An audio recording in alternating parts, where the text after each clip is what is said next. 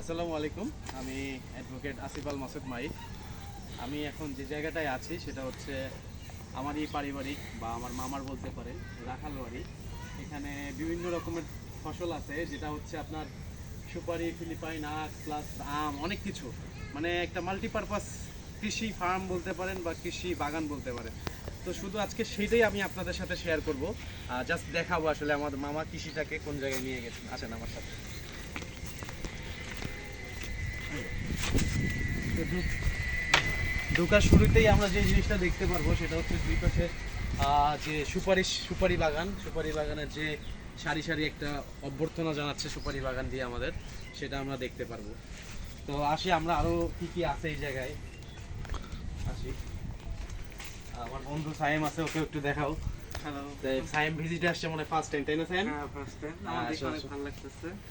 তো এইখানে যে জিনিসগুলো আছে তার মধ্যে অনেক জিনিস আছে, তার মধ্যে আমি দুই তিনটা জিনিস আজকে আপনাদের সাথে শেয়ার করব। তার মধ্যে হচ্ছে এই যে ফিলিপাইনের আখ, এই আখটা সম্পর্কে আমার বন্ধু ভিডিও করতেছে, সে অলরেডি একটা ভিডিও কন্টেন্ট তৈরি করছে।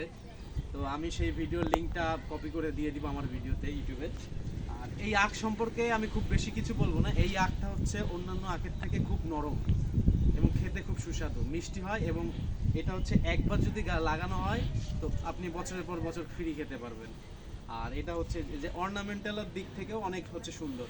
আপনি যদি ছাদ বাগান করতে চান বা বাড়ির আশপাশে কোথাও রাখতে চান, সেটা হচ্ছে আপনি অনায়াসেই এখান থেকে নিয়ে করতে পারবেন। আরও আসি, আরও কিছু ফল দেখাই আমি এখানে।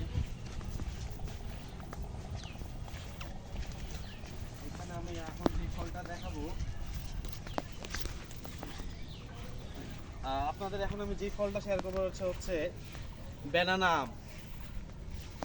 এই ব্যানানা আমটা হচ্ছে, মানে আমি আসলে আম সম্পর্কে অত বিশেষজ্ঞ না। আমি আমার রিল্যাক্স টাইমে আমার বাগান বাড়িতে আমি ঘুরতে আসি, আমার মামার বাগান বাড়ি। আমার মামা এই জায়গাটাকে খুব যত্ন সহকারে করছে। তো তার যত্নের ফল হচ্ছে এগুলা, আমার দুই মামা, হ্যাঁ, তাদের যত্নের ফল হচ্ছে এই আম, ব্যানানা আম, তারপর ফিলিপাইনের আখ, যাই বলতে পারেন, হোয়াট এভার।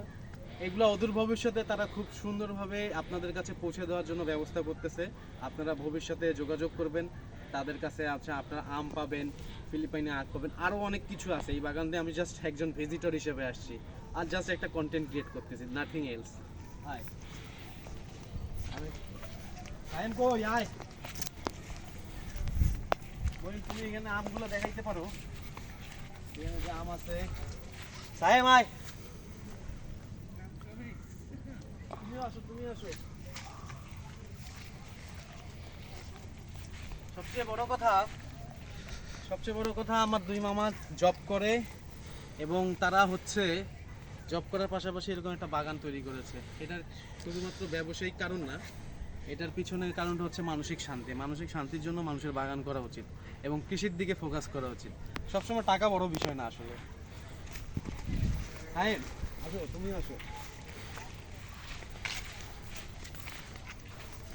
একটা জিনিস দেখাই আমি শেষ করবো, যেটা সাইন, তুমি আসো। যেটা তুমি ওইখানে ছোট ছোট দেখছি, এখানে অনেক বড় বড় আছে। এই যে এটা সম্ভবত মালটা। মইন, তুই এই বিষয় সম্পর্কে কিছু জানিস নাকি? এই মালটা কোনটা জানিস? এটা হচ্ছে পয়সা মালটা। এটা পয়সা একটু মালটা। গ্রিন হয়ে থাকে, গ্রিন অবস্থাতেই এটি পরিপক্কতা লাভ করে। আচ্ছা, যাই হোক, এটা আর কিছুদিন পরে গেলে মনে হয় হয়তোবা এই যে হলুদ হলুদ ভাব আসছে, তো এই হয়তোবা এটা আমরা ওদের ভবিষ্যতে এটা থেকে হারভেস্ট করে আমরা খেতে পারবো। এখন সাইম, তুমি আসো আমার সাথে, আমরা এখানে ভিডিওটা শেষ করবো। পুকুর পাড়টা যাবো নাকি মইন? আচ্ছা, পুকুর পাড়টা যাই, সাইমকে পুকুর পাড় দেখাই। আমি তো পুরো ফার্মিং মুড অন করে দিই, ঠিক আছে, হাতে কাজ করে নিয়ে। একটা ভয়ানক অভিজ্ঞতার কথা বল।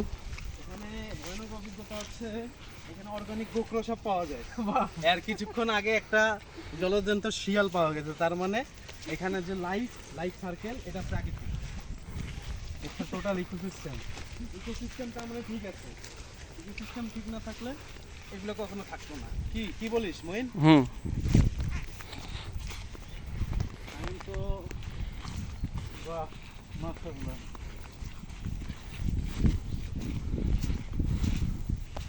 এখান দিয়ে শেষ করবো।